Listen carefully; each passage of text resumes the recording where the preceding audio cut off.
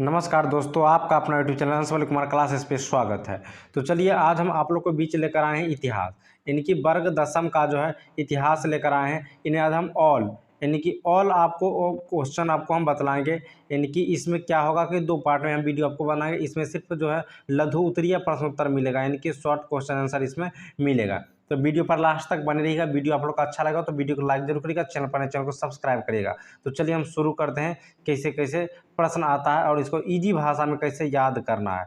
एकदम इजी, अभी तुरंत देखिएगा और तुरंत में याद होना तय है। तो चलिए पहला प्रश्न इस प्रकार से आता है कि राष्ट्रवाद क्या है। राष्ट्रवाद क्या है? राष्ट्रवाद एक ऐसी भावना है जो किसी विशेष भौगोलिक, सांस्कृतिक या सामाजिक परिवेश में रहने वाले लोगों की एकता का प्रवाहक बनाता है। यानी कि राष्ट्रवाद कहने का तात्पर्य ये हुआ कि राष्ट्र में, यानी कि राष्ट्र का मतलब होता है देश, राष्ट्र का मतलब होता है देश, देश में रहने वाले सभी व्यक्ति यानी कि जितना भी इंसान हैं उन सभी को जो है भौगोलिक, सांस्कृतिक, सामाजिक ये सब कुछ भेदभाव नहीं कर सब एक हो जाना है, सभी को एक हो जाना है, एकता में रहना है, यही कहलाता है राष्ट्रवाद।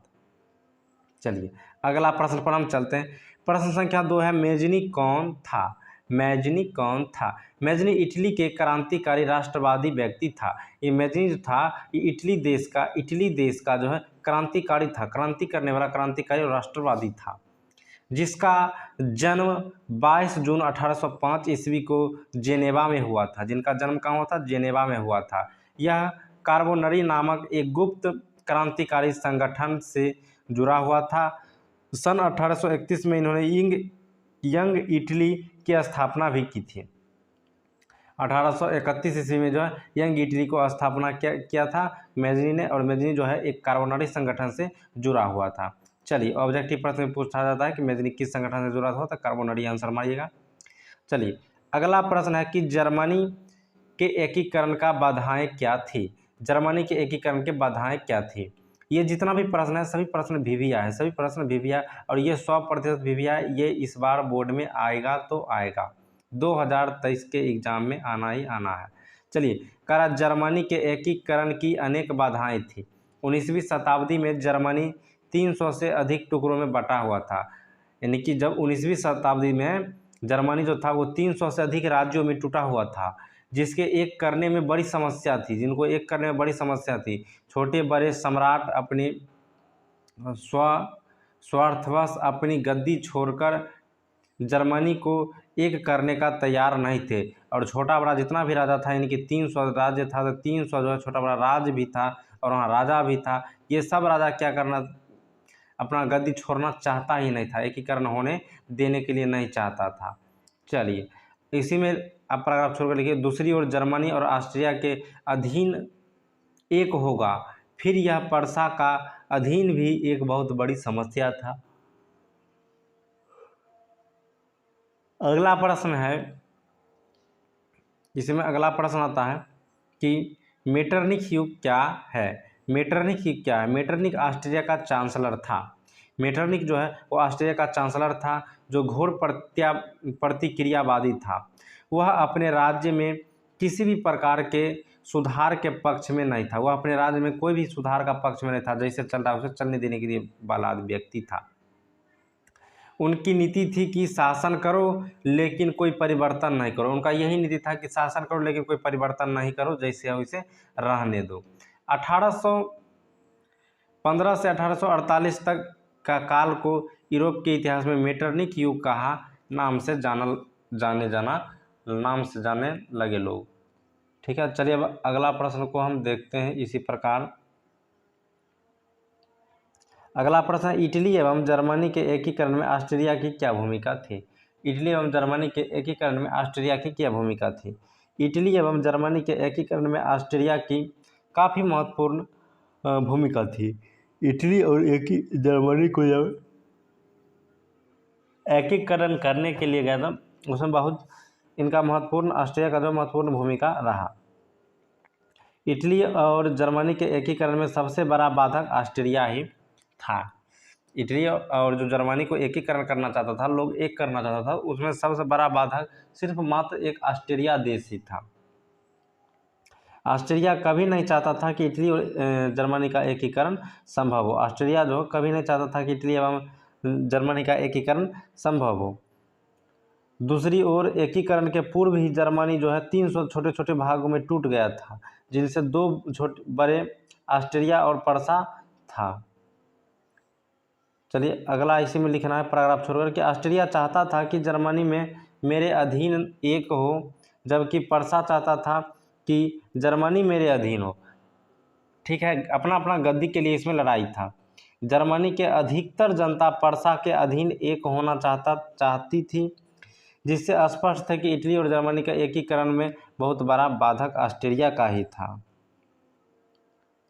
अगला प्रश्न है गैरीबाल्डी कार्य की चर्चा करें। गैरीबाल्डी का कार्य की चर्चा करें। गैरीबाल्डी जो था उनका क्या क्या काम था उनको कुछ चर्चा करना है।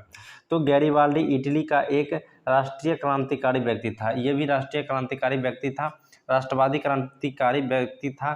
ठीक है, कहाँ का था? इटली का, जो मुख्य रूप से एक नाविक था। ये क्या था? एक नाविक था, यानी मल्लाह जिसे हम कहते हैं वो था। वह सशक्त क्रांति का समर्थक था। इटली के टुकड़ों को बटे हुए राज्य को एक कर वहाँ गणराज्य स्थापित करना चाहता था। वहाँ पर बटा हुआ राज्य को एक करना चाहता था। कौन? तो गैरीबाल्डी। गैरीबाल्डी मैजनी के विचारों का समर्थक था। इटली के एकीकरण के लिए लाल कुर्ती के नाम से सेना का संगठन भी किया था। इस प्रकार स्पष्ट है कि इटली के एकीकरण में गैरीबाल्डी काफ़ी अहम योगदान थी। चलिए अगला प्रश्न है खूनी रविवार क्या है? खूनी रविवार क्या है? 9 जनवरी 1905 ईस्वी को आम किसान, गरीब, मजदूर तथा असहाय लोगों एक समूह रोटी दो के नारे के साथ रूस के राजमहल की ओर जा रहे थे। जो कमज़ोर गरीब आदमी था, मजदूर आदमी था, असहाय आदमी था, वे सब रोटी दो का नारा लगाकर और राजमहल के ओर जा रहा था। रूस की जार सेना को लगा कि वे लोग राजमहल पर आक्रमण करने आ रहे हैं। जार के बिना कुछ सोचे समझे उन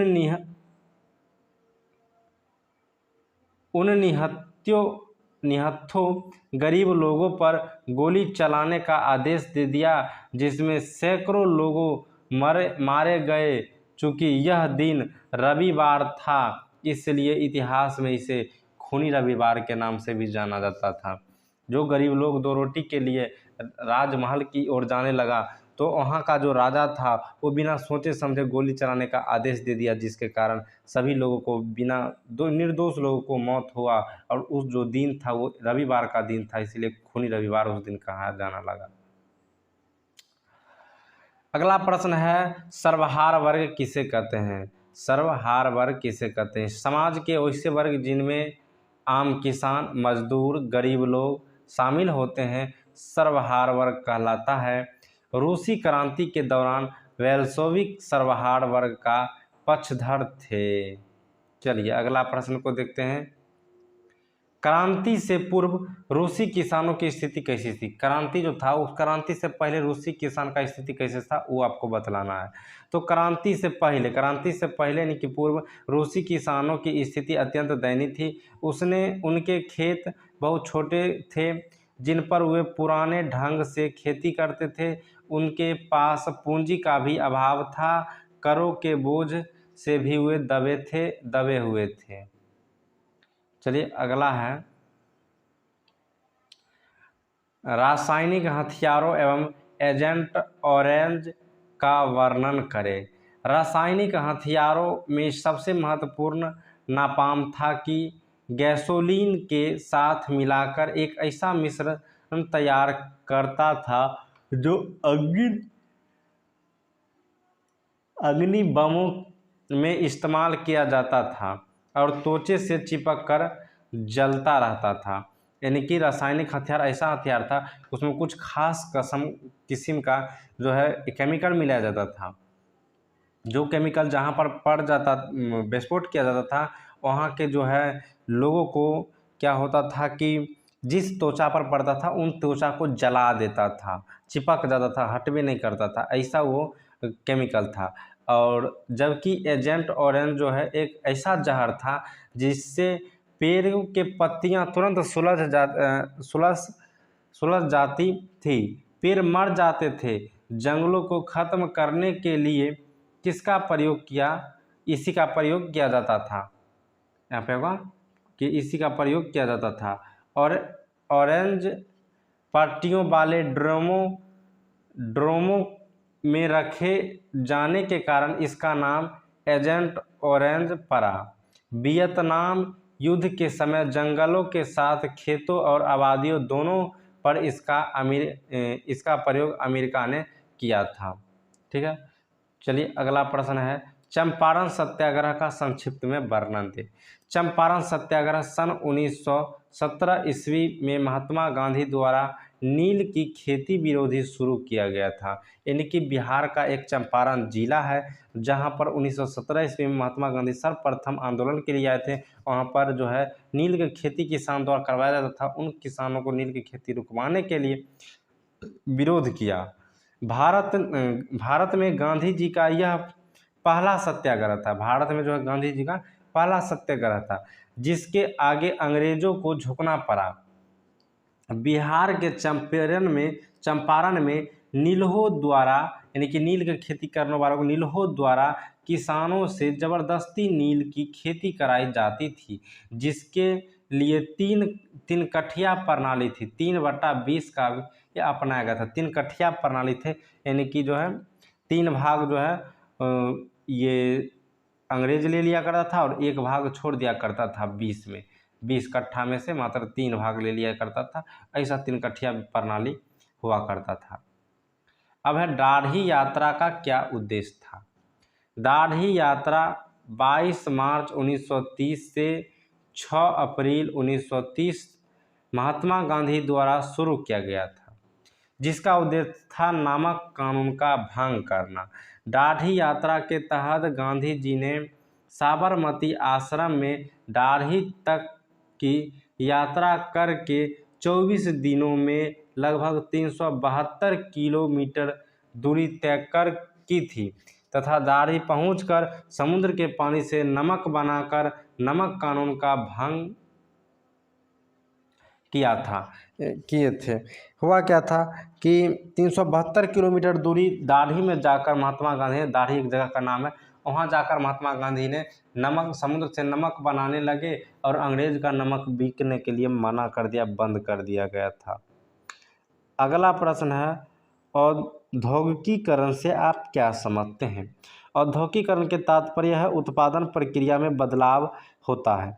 18वीं शताब्दी के उत्तरार्ध में उत्पन्न प्रक्रिया के काफ़ी परिवर्तन देखने को मिला। उत्पादन मानव श्रम द्वारा हाथों से न होकर के मशीनों से भारी पैमाने पर होने लगा। इसे ही औद्योगिकीकरण कहा गया। विश्व में सर्वप्रथम औद्योगिकीकरण इंग्लैंड में ही शुरू हुआ था। औद्योगिकीकरण कहने का मतलब ये होता है कि जो काम हाथ से द्वारा किया जाता है, मशीन से नहीं, हाथ से किया जाता है, और वही काम को क्या किया जाएगा कि मशीन से किया जाएगा तो काम ज़्यादा होगा, कम समय में ज़्यादा काम होगा। तो ऐसे प्रक्रिया को औद्योगिकीकरण कहा गया।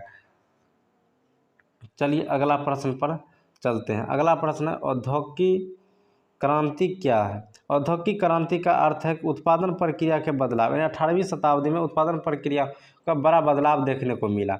जहां उत्पादन श्रमिक हाथ से करते थे वही मशीनों से करने लगे भारी पैमाने पर। इसे औद्योगिक क्रांति भी, औद्योगिकरण भी इसी को ही कहा जाता है।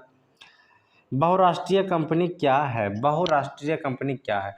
कई देशों एक ही साथ व्यापार करने वाले कंपनी को बहुराष्ट्रीय कंपनी कहा जाता है। बहुराष्ट्रीय कंपनी का मतलब होता है कि 2, 4, 10 देशों के साथ व्यापार करता है एक कंपनी, उस कंपनी को बहुराष्ट्रीय कंपनी कहा जाता है। विश्व स्तर पर 1920 ईस्वी के बाद इस तरह का कंपनियों का उत्कर्षण होने लगा। ठीक है, अगला प्रश्न पर हम चलते हैं। अगला प्रश्न है कि आर्थिक संकट से आप क्या समझते हैं। यानी कि आंसर देखिए, आर्थिक व्यवस्था में आगे वाली वैसी स्थिति जब उसके तीनों आधार कृषि, उद्योग, व्यापार का विकास अवरुद्ध यानी कि समाप्त हो जाए तो लाखों लोगों बेरोजगार हो जाए, बैंकों और कंपनियों का दिवाला निकल जाए तथा वस्तु और मुद्रा दोनों का बाजार में कोई कीमत नहीं रहे तो इसे ही आर्थिक संकट कहा जाता है। आर्थिक संकट का मतलब ये हुआ कि जब लोग कृषि के द्वारा खेती किया गया चीज़ को मोल नहीं रहा, ठीक है, बैंक कंपनियां बंद होने का कगार पर आ जाए, ठीक है, वस्तु और मुद्रा का भी कोई कीमत ना रहे, अच्छी तरह से न मिल सके, तो ऐसे प्रक्रिया को कहा जाता है आर्थिक संकट। चलिए इतना ही क्वेश्चन था ये इतिहास का जो है। अगला वीडियो देखने के लिए चैनल को सब्सक्राइब कर लीजिएगा। वीडियो आप लोग अच्छा लगे तो लाइक जरूर करेगा। अगला वीडियो आपको मिलेगा दीर्घ उत्तरीय प्रश्नोत्तर। दीर्घ उत्तरीय प्रश्नोत्तर का भी वीडियो मिलने वाला है। बस जल्द ही चैनल को सब्सक्राइब जरूर से जरूर कर लीजिएगा। फिर मिलते हैं हम अगले वीडियो में।